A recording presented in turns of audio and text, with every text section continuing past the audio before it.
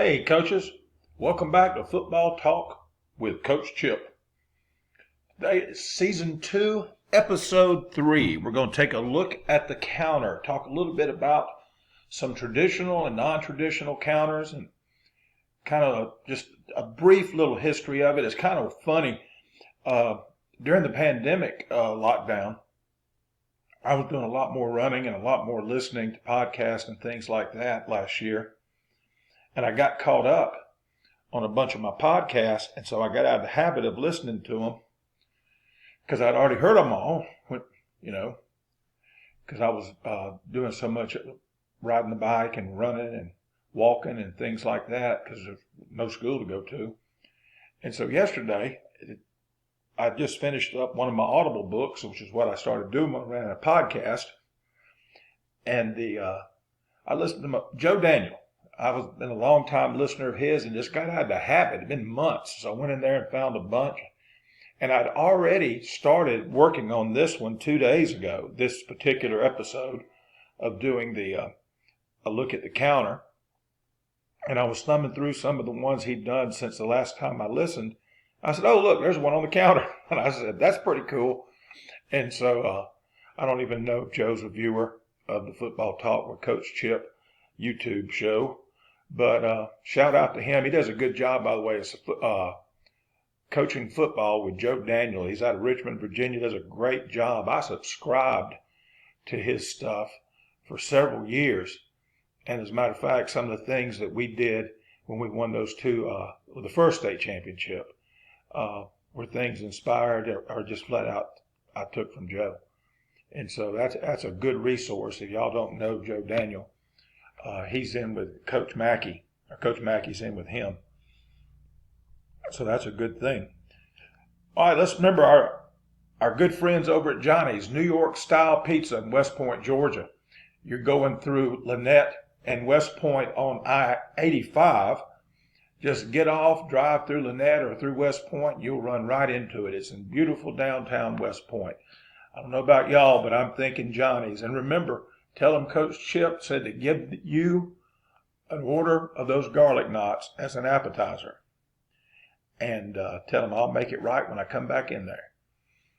All right, and Tammy Pierce Real Estate. Call the lady. After all, she does own the studio, which I make my videos in. And our friends up in Birmingham at Right Equipment. Train the right way. Call Right Equipment. It's right-equipment.com. Good friend Alan Creasy, former coach in the state of Alabama, state championship coach up at Athens High School in North Alabama. And also the owner is Leo Wright, a former football coach. And they treat high school programs right. And they can deal with whatever your budget is. They can help you out in some shape, form, or fashion. Go to Alan Creasy's Right Equipment Facebook page and look at some of the pictures that he posts of the weight rooms. They do colleges, but they got high schools out in Utah, North Carolina, Tennessee, of course, all over the state of Alabama, Georgia. Right Equipment. Train the right way. All right, let's talk a little bit about about the counter. Now, of course, if you're my age, you remember when it first became all the rage, late 70s, early 80s, and was really made famous by the old Washington, they were called the Redskins back then, football team of Joe Gibbs. And Joe Bugle was the O-line coach. And I learned that from, or got reminded of that by our friend Joe Daniel yesterday when I was listening to his podcast. But they got it from Nebraska. Tom Osborne and them started doing it. They were the first big-time program that most people credit with running their I formation. Even though they're known and winning those titles in the 90s and coming so close in the 80s so many times, running the triple option out of the I, they also developed what we now call the GT counter, originally called the counter tray. I heard people call it the counter off the sweep, and I'll show you what I'm talking about there. And now I couldn't find this. I tried to research it, and I couldn't find it. But I heard somewhere, maybe at a clinic or maybe I dreamed it, that Tom Osborne was kind of inspired and even visited with Tubby Raymond of Delaware Wing T fame, and where he got the idea to do his the GT. And he said it's kind of similar by pulling two linemen, one kicking and one wrapping as the buck. And it wouldn't surprise me in the least. You know, you go back and I'm a big, not just a coach, but a football historian, love watching old film. And you get ideas from old film. If you go back and look, Alabama started breaking the bone back in the 70s when Mal Moore was the OC and Coach Bryant was still the head coach. And they were running triple option and a wishbone. And they broke it out in a bowl game. I believe against Penn State, not the one where they had the famous goal line stand, but the one earlier. And wasn't near as close a game. Alabama got them pretty good in that game in the mid-70s, I think. And they'd break the bone looking similar to Tubby Raymond's red, white, and blue set. And those of you wing T know what I'm talking about. You know, it was double wing, similar to the flex bone. So they were doing some flex bone stuff back in the 70s before Air Force was doing it. And, of course, Georgia Southern didn't have a program yet. And Alabama didn't invent it. They got it visiting with Tubby Raymond. And they were looking to, augment and even thought about going wing T. I read that years ago in a book. Coach Bryant and Coach Raymond were good friends. And Mal Moore. And Mal Moore told me this, God rest his soul, because I asked him about it at the time I was a wing T guy when he was still the AD at Alabama, that he indeed did visit with Tubby Raymond. And so there's a lot of stuff that we do today that came out of the 70s and 80s, and we just figured out a way to modernize it. But here you see it, our traditional I formation, something similar to what you would see the old Joe Gibbs Washington teams run. Now here it is off the toss sweep, and some of you may remember Spurrier ran it off the toss sweep, and other teams did too. They'd fake the toss, and then the quarterback take it back and hand it off to the tailback right here. But some of you may also remember where Spurrier would take it and pitch it to the tailback, and the tailback would put on brakes right here and then run the counter. And then they had their boot or waggle off of it where the quarterback would reverse out, pitch it to the tailback. Tailback put on the brakes. You love those sound effects? No expense spared here. And then hand it back to the quarterback as they passed each other, and then the quarterback would run the boot or the waggle or some kind of play action pass. There is actually, I'm not making that up. You can find video of that. And when I was in college at Troy, being a tackling dummy on the scout team, Troy, of course, at the time in the early 80s when Coach Gailey was there, he'd come from Air Force. We ran flex bone, and we also ran some full house bone. We were in and out of it. Coach J. Jeffcoat, a legendary coach in the state of Alabama, and a great triple option guy. We ran the counter off an option look. And I got into a discussion with a coach 20 years ago. And he said, you can't run it that way. And first off, guys, let me tell you something. Whenever you hear somebody say it can't be done that way, just tune them out. Because there's no such thing. And when somebody tells you that they've done it this way, they say, hey, show me how you did it. Don't just say you can't do it. And don't ever say that crap won't work, because it does. Sometimes you got to have the right Jimmys and Joes, but crap does work. And we ran it at Troy off of the option look, where the quarterback would make like a flash fake into the fullback's belly, and the backside back would take off on his option pitch path, and the lead back on the option would take a couple, 2 steps, and come back and get the handoff. And they actually called it, not the counter, they called it inside reverse. And so that makes sense. Inside reverse. And I've seen teams that get in the bone. Was it Buzz Busby, who was won a state championship at Central Tuscaloosa, and then I know he won one over at Statesboro in Georgia. He run double tight bone, and it was power bone. He didn't run triple. This didn't feature it. And he would run like a downhill toss, or was it just a double power, double lead right here? And the quarterback would reverse out, and fake it to this back, whoops, and then come back and give it to this back, running the counter like that. Their two base plays were the double lead and then the counter off the double lead. And I believe they just called it the trap. Even though they were pulling two guys, they called it the trap. I worked with a guy that was Buzz's O-line coach when they won their state championship up at Central Tuscaloosa. And so there's many different ways to do it, and you've seen some of and I've given you and shown you some of the history of it. All right, so we've modernized it, and it works perfect with modern football, especially 2x2 spread teams do it.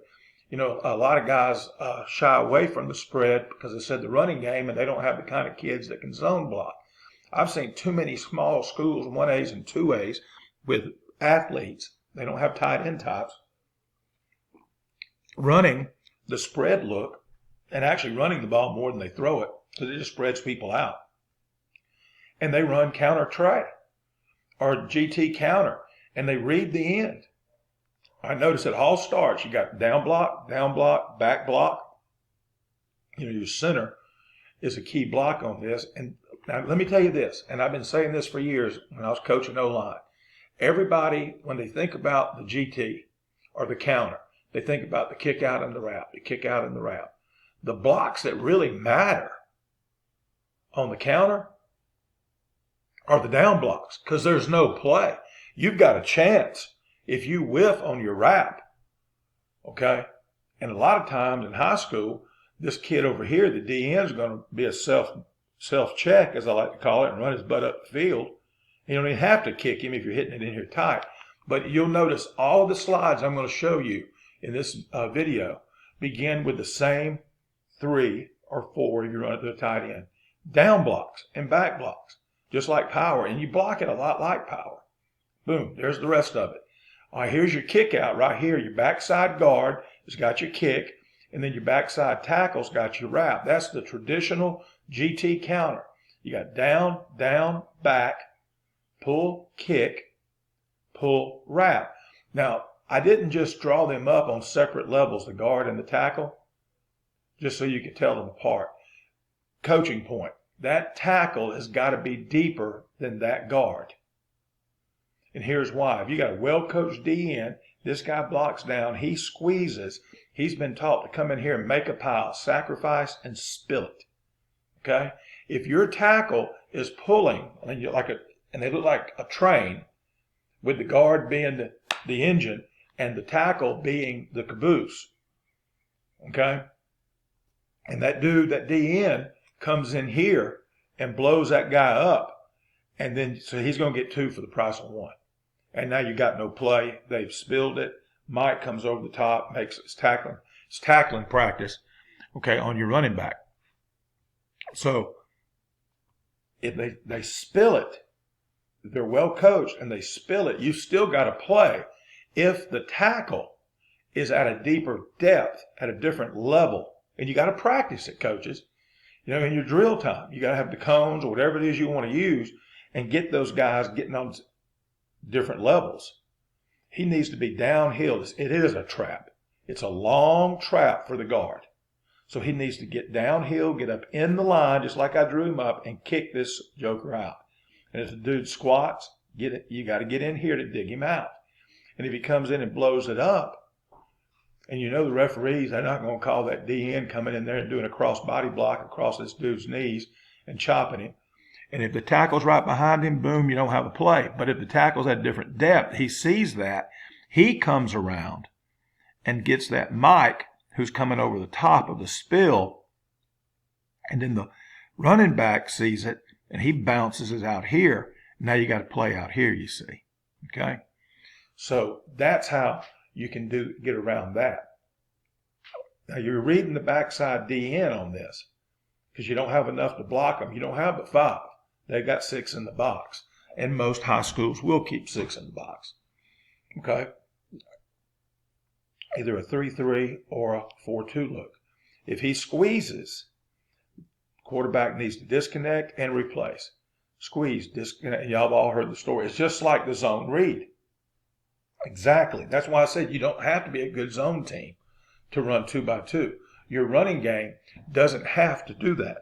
your running game can be counter.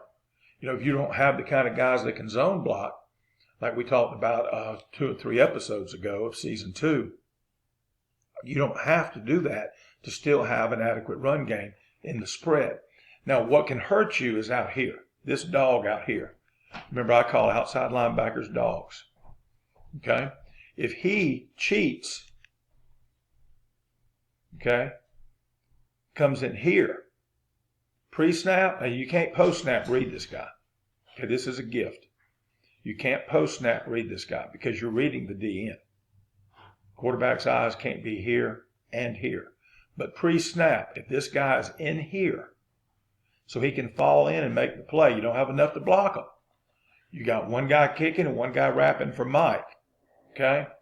Unless Mike is totally goofy and runs over here. Okay? Which I don't know why he'd do that. And so you got the dog, if he is nosy, quarterback just take the snap, rise up and pop a little quick pass right here, and you're blocking the corner, and he's in here taking himself out. And so that's what you can do. Now, why am I doing this right here? All right, this is to keep this dog out of here from him falling in and making the play. And if you got a quarterback who can do it, if the quarterback reads a squeeze from the DN, disconnects and comes right here, and that dog comes flying into him, he can whip that bubble out there. It's kind of like a triple option, see? All right.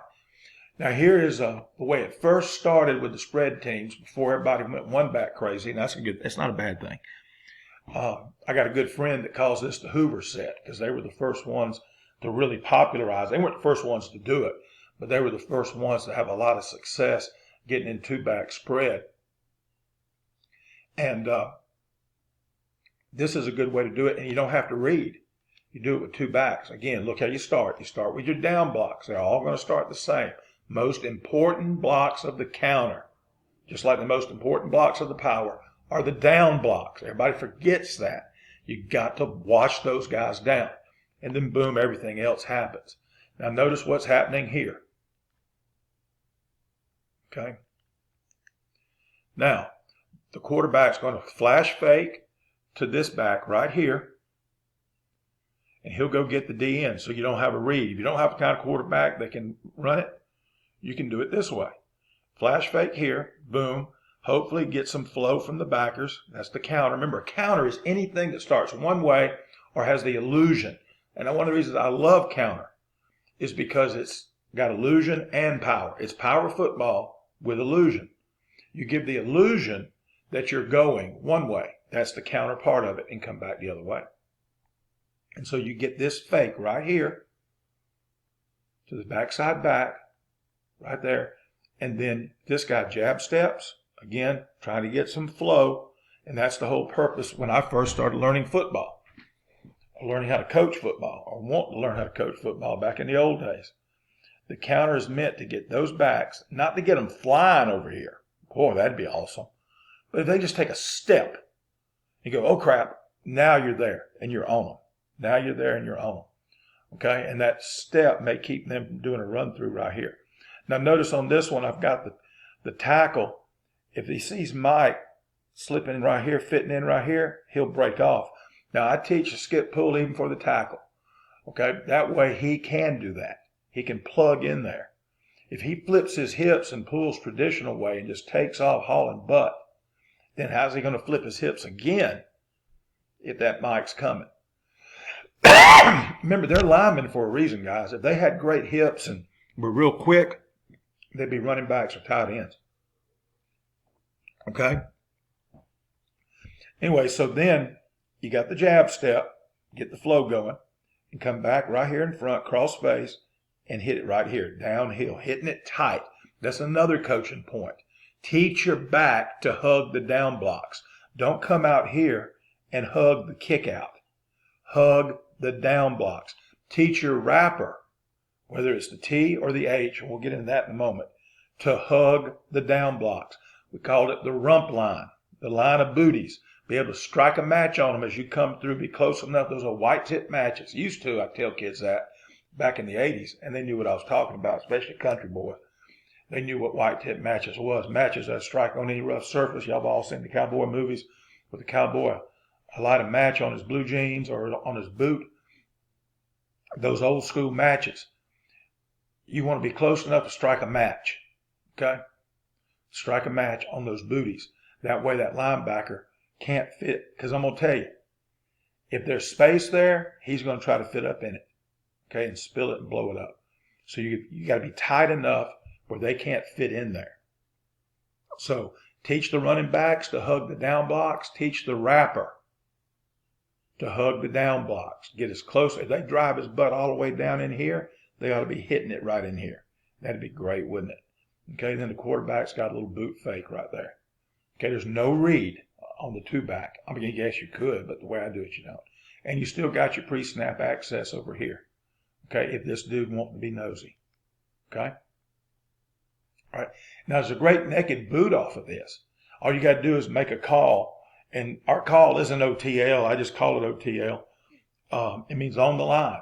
You alert the line, OTL, and whatever you want the call to be. And it tells them not to go downfield.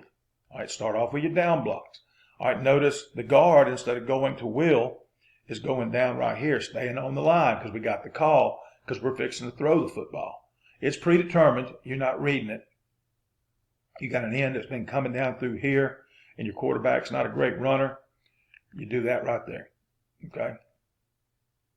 And now you got a boot because he's gone. Now you've come out here, you put the dog in a bind. If he comes up, you throw it in the flat. If he stays back, tell your quarterback to run it and get all he can get, okay?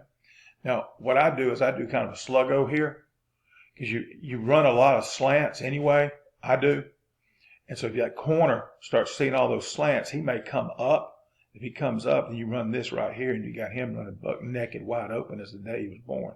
And you still got your pre-snap access over here for a nosy dog that's there. Remember, that's pre-snap.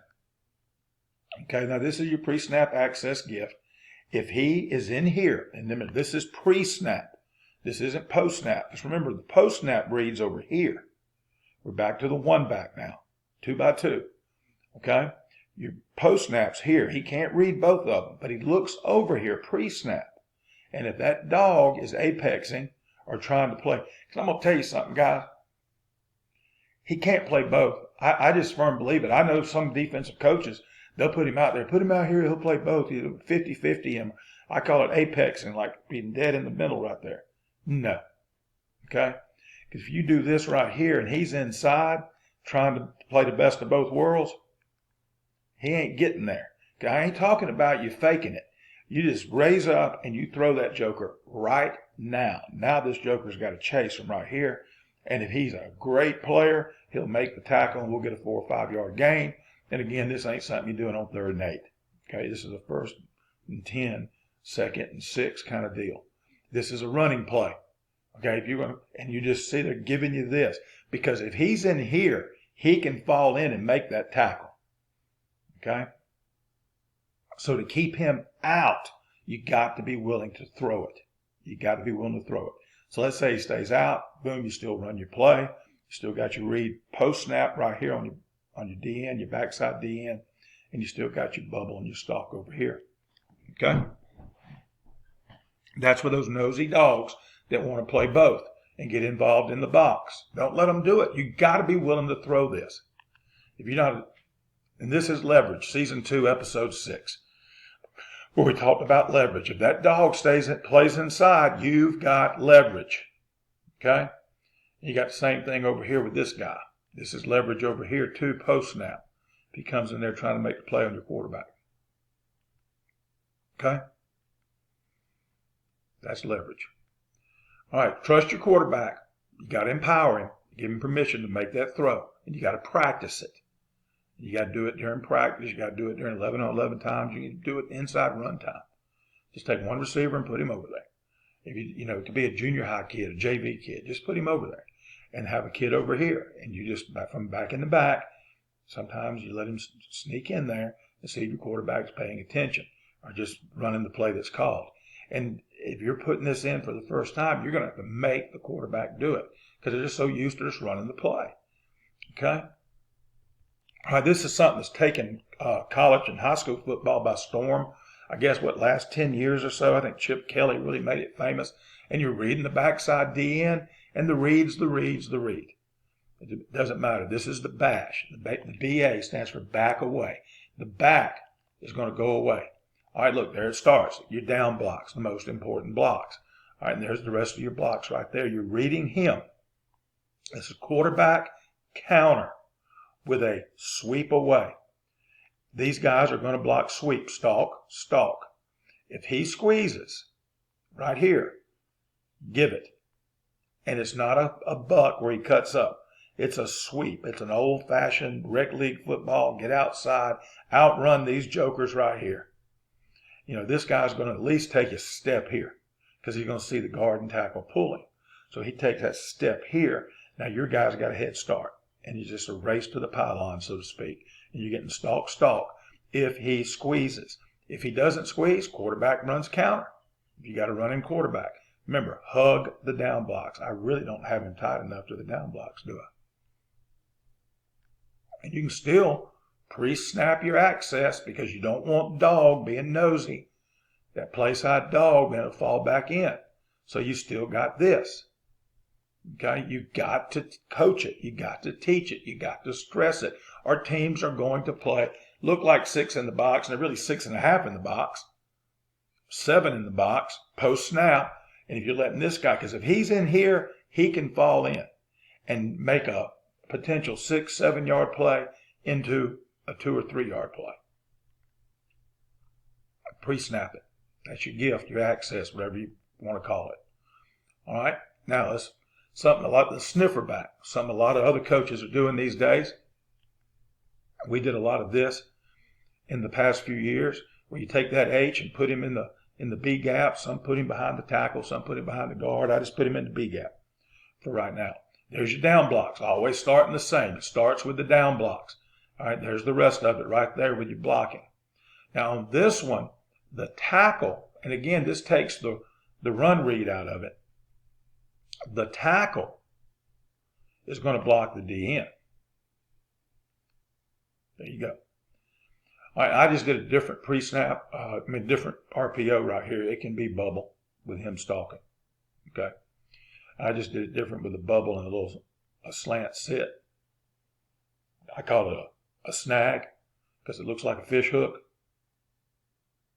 You know, snagging.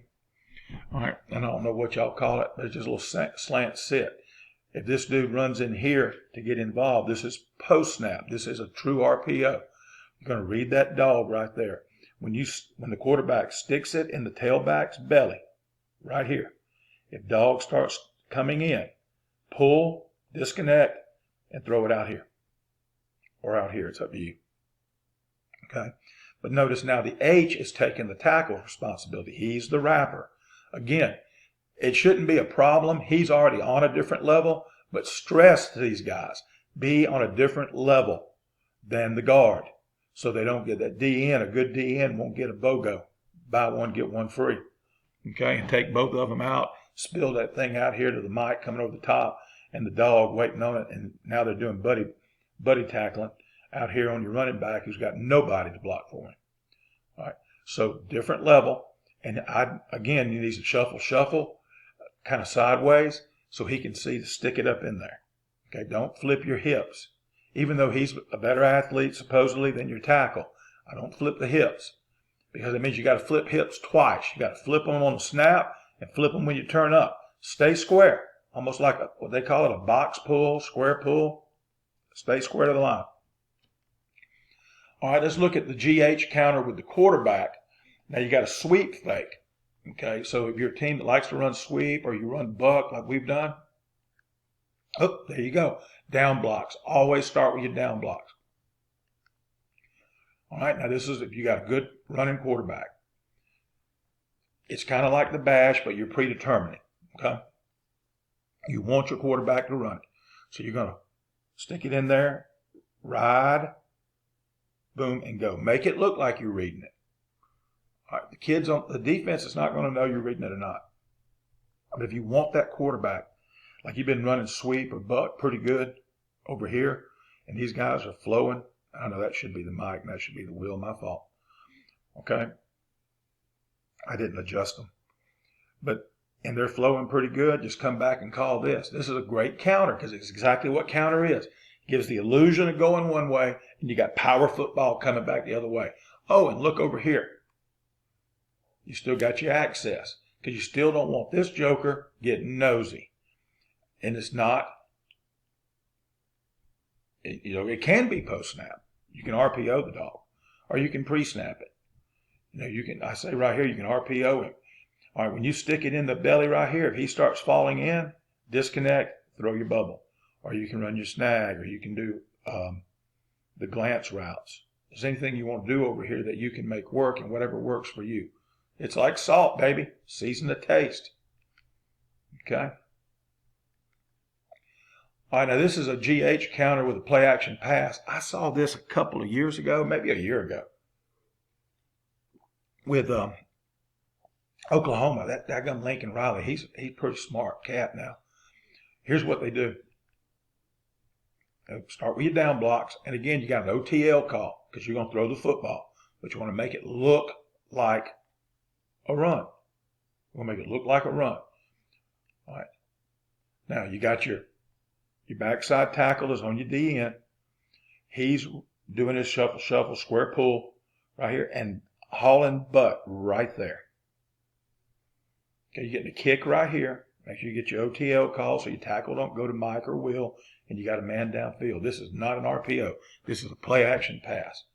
Okay, you got your routes over here. I'm doing this right here. Boom. And this right here to keep these guys out of it. And you're going to hit him right in here. Look at that. Who's going to cover that? The safety, if he's got run support, he's coming right here.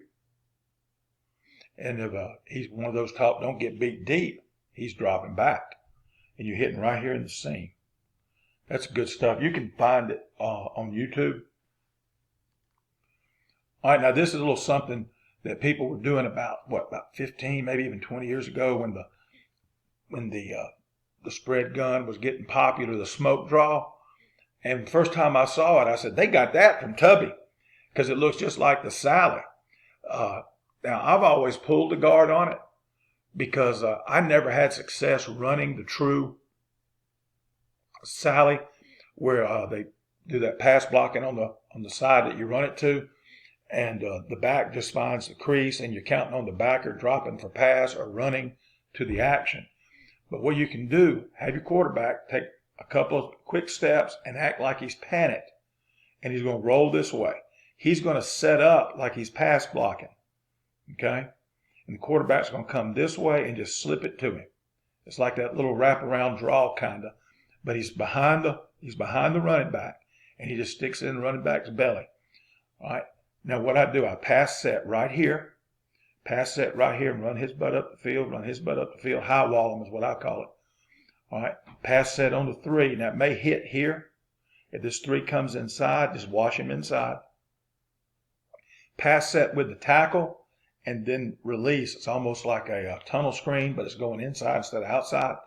He's going to pass set to draw that end up the field, and you're going to pull and kick him right here, and you're going to come underneath either an A gap or B gap, depending if they're an over front or an under front, and where that guy goes. Just tell that guard, as long as you take him and let him run up the field with you in his way, you're right. Because if he comes inside or he's lined up inside, he's got him. So that if the nose is here, he's got him. If the tackle is over here, he's got him. The center's got him. Okay? And it's just another way of running a draw. Okay? But it's a counter. Because look, it looks like it's going this way and it's coming back underneath. And it's kind of being a little cute. All right, here's quarterback counter, no run read. RPO the dog to keep him outside. Okay? Right here, this is out of 2x2. It's very similar to what we did a while ago with the H in tight. Okay? Notice it starts with the down blocks. Always the down blocks. Always the down blocks. And this is GT, guard and tackle. You still got your pre-snap over here, so this joker will get nosy, and you got this over here. Now, you can RPO this guy. Okay? If he comes in here on the snap, as you're riding right here, and there's no read with the back. It's just a fake. And you're looking right here. If he's falling in and can tackle you, quarterback, just raise up and throw your bubble or whatever it is you want to do out here for your RPO. You got to keep the dogs outside on these plays, okay, because you don't have enough to block them. All right, now here's a shout out to the old school. And this has come back. Florida did it a lot. What about when Urban was there? And they did it with the tight end and with Hernandez. But now, back in the day, a lot of teams did this in the old days from under center. And it was called shuffle pass. Coach Bryant, remember I'm an Alabama guy, called it Utah pass. And I want to say the great Wally Butts at the University of Georgia called it whoopee pass. I have no idea why. And it was called the shovel pass because he actually underhanded it. Nowadays, most guys kind of do like an option pitch when they do it. But it's this one's off the rollout. And, you can do it like upside down, the upside down option. But this one here is predetermined, okay? It's predetermined. He's going to, right here, jab step, fake, set your counter up, come back underneath, get the pass, and it's a pass. Best thing about this, if you drop it, it's incomplete, okay? And I wanted to get a hat on a hat, and so I didn't pull the tackle. And we've done this before too, and all it is a little wrap counter. And you do it very similar to your one back A-gap power. Okay, so your line's kind of doing what they used to doing. He's gap hinging, gap flipping back over here. He's blocking down. He's blocking back. He's drive blocking this guy. And you go jab step, back underneath, boom. Hit that joker right there. Okay, no pre-snap on this, no gift, because we're not worried about the dog falling back in so much. If this guy here plays in, then you got to be ready to like take steps right here, boom, and come back and throw your slant back here where the dog is vacating from, okay? But you're showing pass. And so what and this is not the thing you open up with unless you got great film study, and he's dropping to pass or whatever. Or some teams, when you give them trips like this, they'll bring him over or bring them go too high, almost a 4-2-5 look. Okay? All right, we're almost 40 minutes in. That was a look at the counter and different ways to do it. If you got a different way to do it, hit me up. Okay? I've had a lot of conversations this week, the last few days, with some coaches from our last few videos. Guys, I do respond. Okay? I do respond. I check my email about every day. Sometimes when I'm not in school, I don't do as good a job of checking it every day.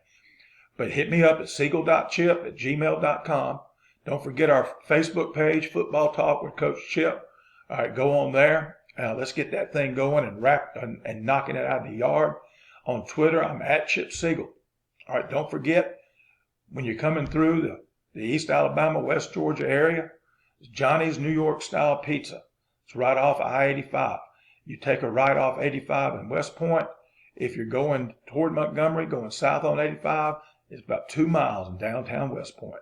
If you take a right, if you're going toward Montgomery, in Lynette, 2 miles, downtown West Point. All roads lead to downtown West Point. If you're coming toward Atlanta from Montgomery, you take a left. It's 2 miles, either the West Point exit or the Lynette exit, okay? It's the exit right there at the river. So that's Johnny's New York Style Pizza. I'm thinking Johnny's. All right, don't forget Tammy Pierce Real Estate. If you are relocating to this area, which is the West Georgia area, call the lady, okay? She keeps me in a roof over my head. A good deal. And our good friends up at Right Equipment in Birmingham. Train the right way. All right, folks, that's another one in the book. Season 2, Episode 7, A Look at the Counter. Just remember what I always tell you. Be elite.